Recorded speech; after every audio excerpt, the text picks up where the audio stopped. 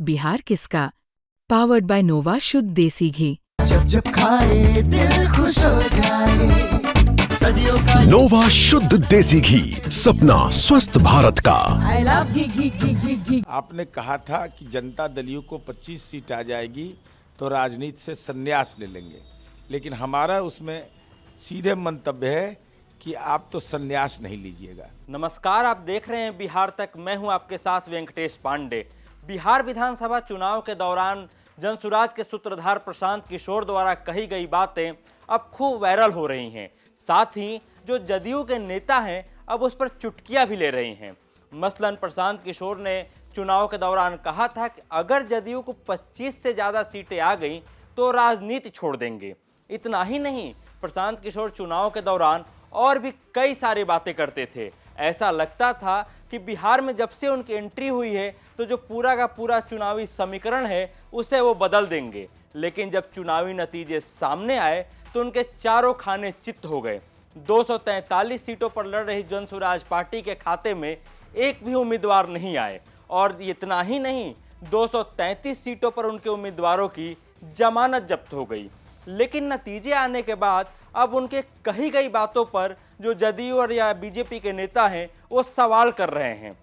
मसलन उन्होंने कई बार बहुत जोर देकर के कहा था कि अगर 25 सीटें जदयू को नहीं आई तो सियासत से संन्यास ले लेंगे।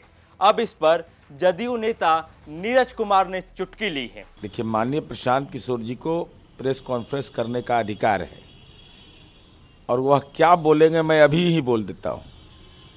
मुझे इतना वोट आया, इतना प्रतिशत वोट आया, इसमें ये अनियमितता हुई, हमने कैंडिडेट तो दम चुन करके दिया था, लेकिन हम मुद्दे पर अभी भी कायम रहेंगे, हम लगातार संघर्ष करते रहेंगे। लेकिन हमारी उम्मीद यह है कि पूर्व में दिए गए वचन पर भी कुछ विचार करिएगा। आपने कहा था कि जनता दल को 25 सीट आ जाएगी तो राजनीति से संन्यास ले लेंगे, लेकिन हमारा उसमें सीधे मंतव्य है कि आप तो संन्यास नहीं लीजिएगा।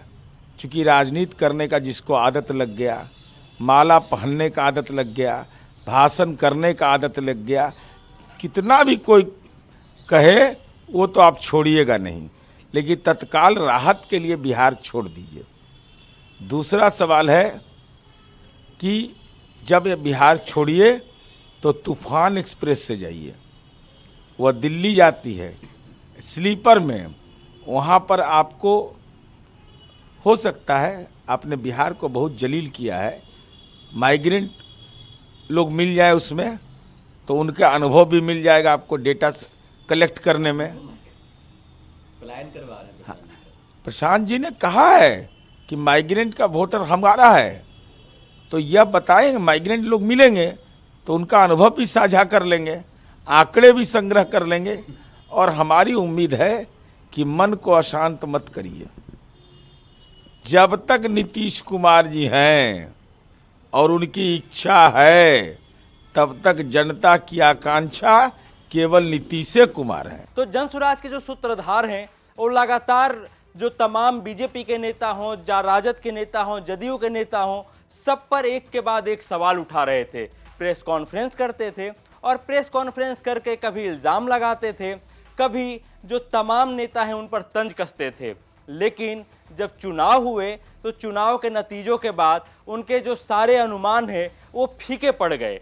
प्रशांत किशोर बिहार की राजनीति में एंट्री से पहले रणनीतिकार के रूप में थे। वो अलग अलग जगह काम किए थे, और बिहार में जब एंट्री हुई थी तो जो बिहार की सियासी हवा को उन्होंने और गर्व कर दिया था, जिसके बाद से कई जो लोग हैं इस बात के कयास लगा रहे थे कि जो पीके फैक्टर है वो चुनाव को बहुत प्रभावित करेगा।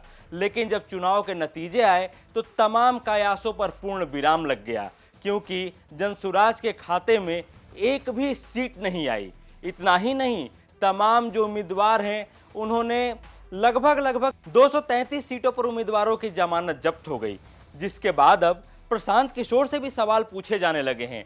हालांकि प्रशांत किशोर आज मीडिया से मुखातिब होंगे और वो बताएंगे कि आगे वो क्या करने वाले हैं, लेकिन इससे पहले उनकी पार्टी के कई नेता मीडिया के सामने आए, उन्होंने बयान रखा। जैसे इसके पहले उदय सिंह भी मीडिया के सामने आए थे और उन्होंने कहा था कि जिस समय 25 सीटों की बात कही गई थी उस समय जो बिहार की राजनीतिक स्थिति थी वो अलग थी।